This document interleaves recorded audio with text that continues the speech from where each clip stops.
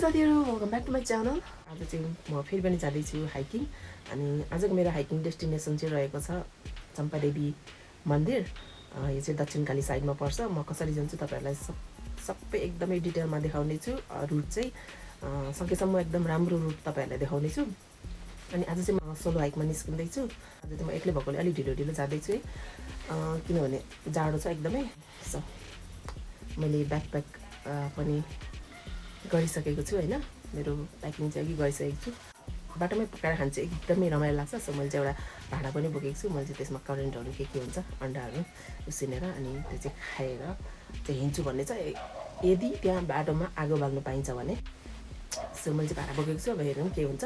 र तपाईहरु पनि हिँड्नुहोस् है त, तपाईहरुको लागि एकदमै बेस्ट रुट आज म देखाउँदैछु। पठाउलाई वेट गरिरहेको छु, आउँछ होला।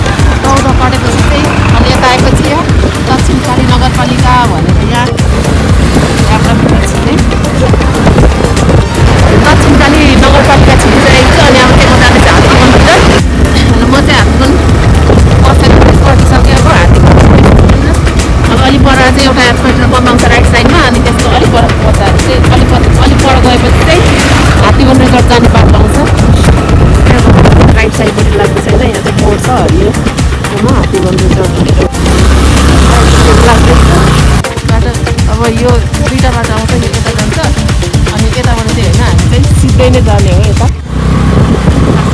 रुट्ने हो, हाइकिङ तलबाटै सुरु गर्दा हुन्छ। तर म चाहिँ यता एक्लै भएकोले गर्दाखेरि भरे फर्किँदा चाहिँ गयो सबै हिँड्दै हिँड्दै नै फर्किन्छु। अहिले चाहिँ माथि रिजोर्टसम्म चाहिँ यसो जान्छु। साथीहरू हेर्नु न, जहाँ अब लगभग 4 किलोमिटर रहेछ होइन यहाँ तलबाट माथि चम्पादेवी पुग्नुलाई। अनि त्यसको लागि केही पठाउलाई माथिसम्म दुःख दिनु भनेर म चाहिँ माथि त्यो हात्तीवन रिजोर्ट पनि नपुगिकन पठाउ भाइलाई मैले पठाइदिएँ। र अब चाहिँ मैले यहाँबाट मेरो हाइक चाहिँ यहाँबाट स्टार्ट गर्नुपर्ने हुन्छ होइन। मेरो चाहिँ हातहरू एकदमै गङ्ग्रेर चिसो भइरहेछ। सुरुमा चाहिँ म ब्ल्याक टी बोकेको छु है, मेरो ब्ल्याक टी चाहिँ खान्छु है त।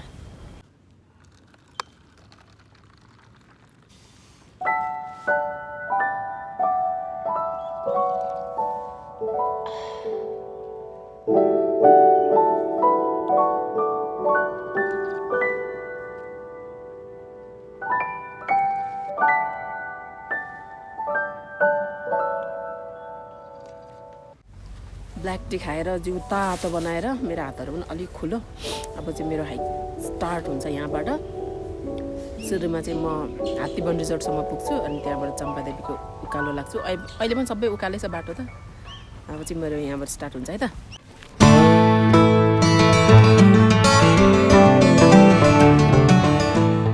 बाइकहरू कुद्ने बाटो छोडेर चाहिँ यतातिर सर्टकट बाटोतिर चढेको छु होइन। सर्टकट बाटोबाट जाँदैछु। यो चाहिँ रुखभरि आँखा बनाएको रहेछ, भूतको जस्तै। रुखभरि आँखा छ, आँखा दामी भनेको चाहिँ सायद पिकनिक स्पोट होला। पिकनिक स्पोटहरू पनि धेरै रहेछ। अब यहाँबाट चाहिँ त्यो हात्तीवन रिजोर्ट छ त्यहाँ पुग्छु होइन। अनि त्यहाँ एकछिन यताउता हेरेर चाहिँ अनि फेरि म बाटो लाग्छु।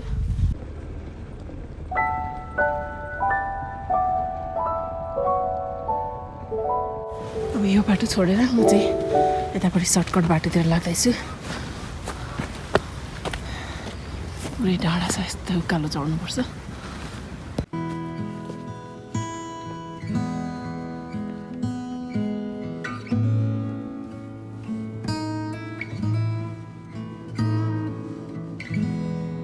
मैले चाहिँ मेन बाटो छोडेर भित्रको बाटो हिँडिरहेको छु यस्तो छ बाटो चाहिँ ल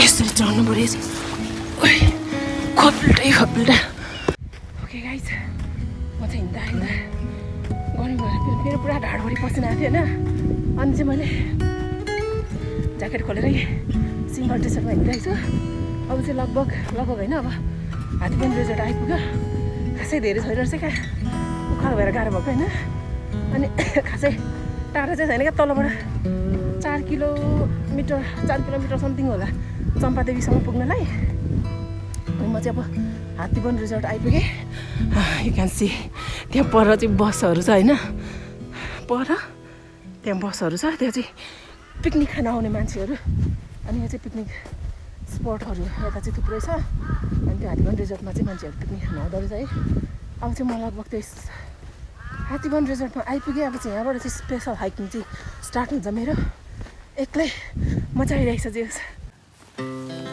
Our hearts beat to the city streets. We began to feel the fire. We rise like tall buildings as the chemicals they take us higher. So beautiful.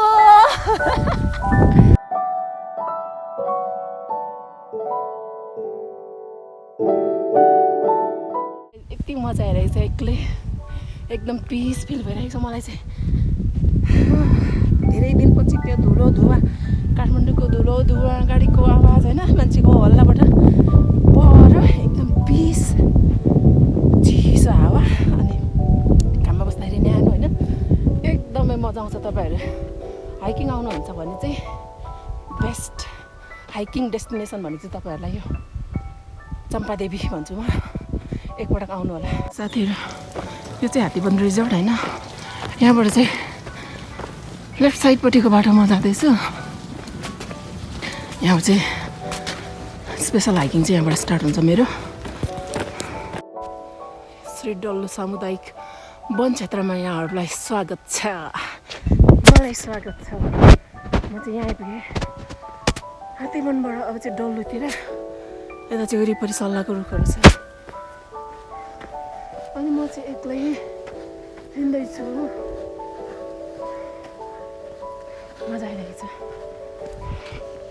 यहाँसम्म आइपुग्दा ब्याट्रीले चाहिँ पुरै हावा खाइदियो सो मैले चाहिँ ब्याट्री ब्याकअप बोकेको छु अनि चार्ज गर्दैछु होइन एकछिन रुखमा बसेको छु इस मैले चाहिँ क्याप पनि चेन्ज गरेँ अर्को बोकेको थिएँ त्यो चाहिँ एकदमै अप्ठ्यारो भयो झुलीको नयाँ अनि मन पनि परेन कस्तो अप्ठ्यारो भयो निस्के गरेँ अनि मैले क्याप चेन्ज गरेँ अब चाहिँ म चिया र बिस्कुट खान्छु मलाई भोक पनि लाग्यो अब 11 बजिसक्यो घरबाट हिँड्दा नि 8:30 भइसकेको थियो अनि यताउता के गर्दा गर्दै त्यहाँतिर बस्दै आएँ अनि त्यही भएर 11 बजीसक्यो भोक लाग्यो चिया र बिस्कुट खान्छु अनि अलिक पर पुगेपछि चाहिँ म मेरो करेन्ट बनाएर खान्छु बाटोमा ब्ल्याक टी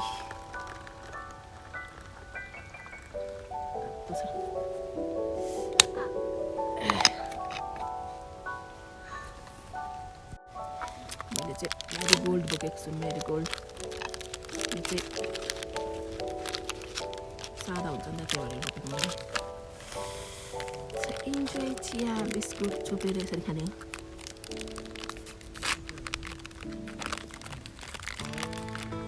सबैजना ग्याङ भन्छ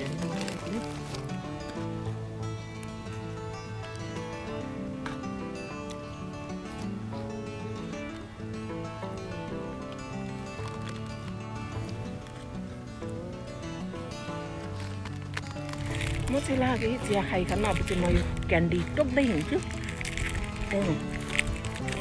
यदि कसलाई चाहिँ जापायती फाल्नु हुँदैन सबैजनाले बुझ्नु होला यति चाहिँ भुइँभरि फालेर कति फोहोर गरेछ यति राम्रो ठाउँमा होइन त्यसरी ठाउँमा डस्टबिन त्यसरी फोहोर फाल्ने ठाउँ राखिदिएको छ र पनि बाटोतिर फालेको छ क्या कति त मैले टिप्दै आएर लगाइदिएँ यति चाहिँ बुझ्नु होला यो सबै सम्पदा भने चाहिँ हाम्रै सम्पत्ति हो सबैले त्यति एउटा फोहोर फाल्नु चाहिँ दुःख नमान्नु होला होइन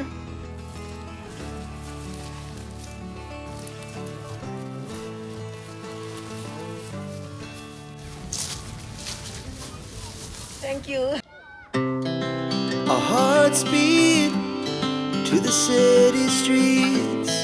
we began to feel the fire. We rise like tall buildings. ल साथीहरू मैले चाहिँ गजबको ठाउँ भेटेँ यहाँ आगो बाल्ने ठाउँ पनि रहेछ अब चाहिँ म यहाँ चाउचाउ पकाएर खान्छु मेरो करेन्ट चुला भेटेँ She puts her hand in mine. We wanna chase the night, wanna dance to the light, pull the stars from the sky, just two hearts running wild. Never sleep, never stop. As we shout from the top, we're gonna be. Pizza लेख्दा मैले एउटा veg pizza पकाउँदैछु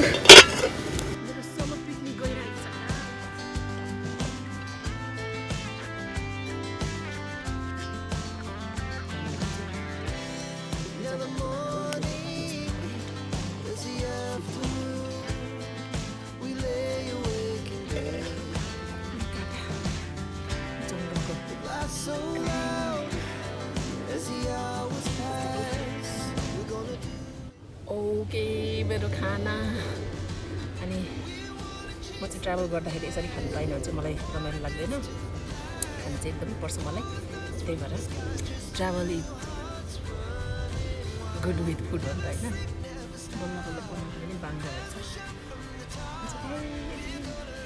travel with food is always good म चाहिँ खाएँ त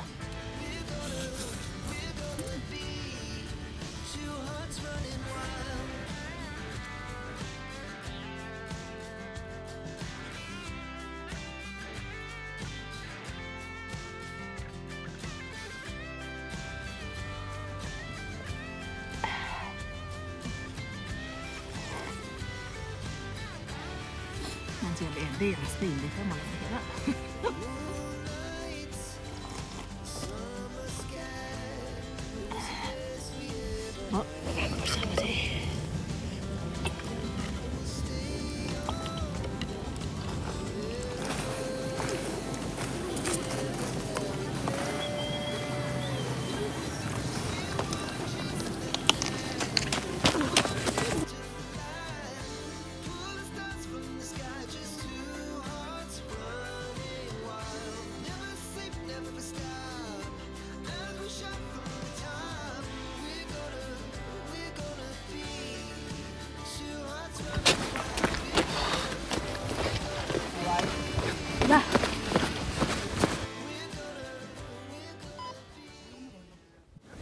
त्यो डाँडा पुग्नु पर्ने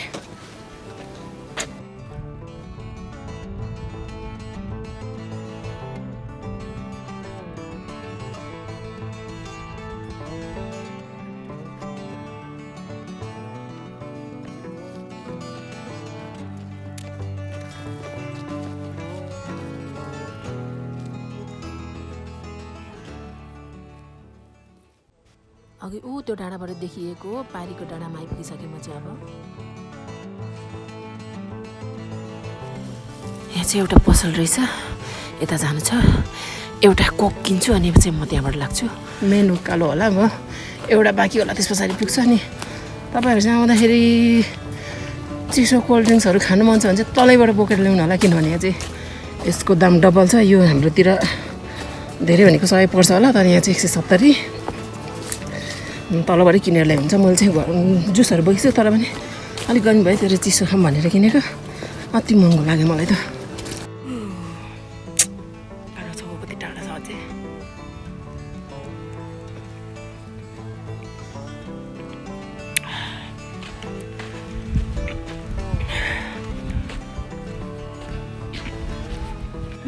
सबै काठमाडौँ देख्ने रहेछ होला टौदा सुखा बन्दरगाह चोबार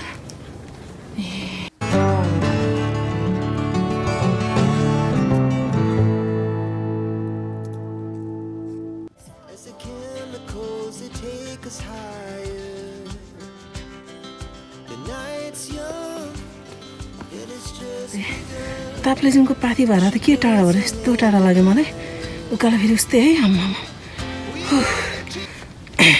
मुटु खुल्ला जस्तै भइसक्यो बा फेरि तल धेरै बसेँ अनि घाम पनि चर्क्यो अनि आउँदैछु है बाटोमा तिनजनाले मलाई टुरिस्ट भनेर नमस्ते गरेर इङ्ग्लिसमा मात्र कुरा गर्छ बा म त नेपाली हो भनेको हाँसेर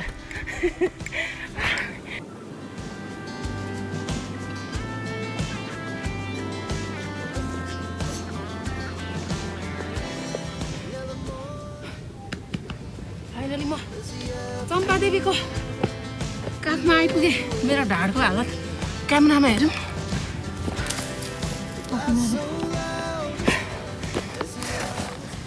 फाइनली म चम्पादेवी आइपुगेँ अब एकछिन दर्शन गरेर चाहिँ फर्किनुपर्छ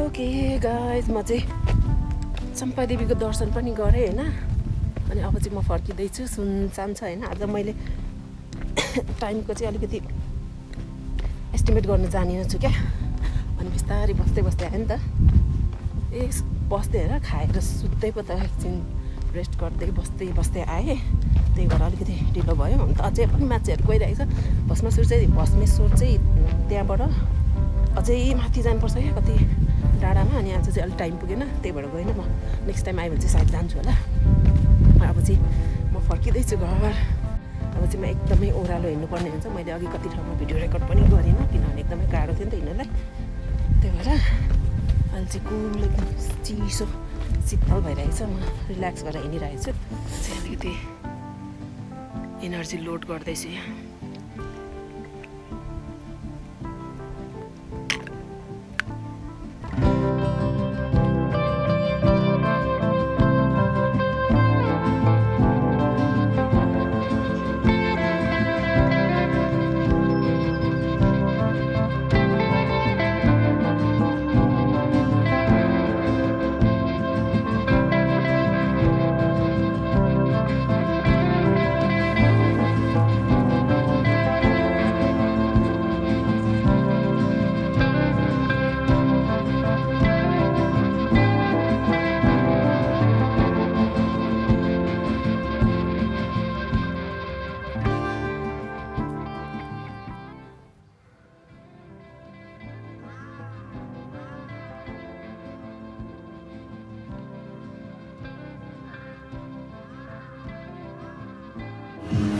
आमामालाई पिकनिक जारी छ आमामा नाच्नेहरूको फर्किँदा चाहिँ म यस्तो सर्टकट यस्तो ओह्रालो बाटो हिँडिरहेको छु सुनसान कोही एकजना पनि हिँडेको छैन यो बाटो भएर आएकोमा यतातिर चाहिँ एकदमै भिरालो छ अनि हिँडेको एकजना मान्छेहरू देखेको छुइनँ म एक्लै हिँडिरहेको छु प्लाट त चिप्लेर झऱ्यो भने एकैचोटि तल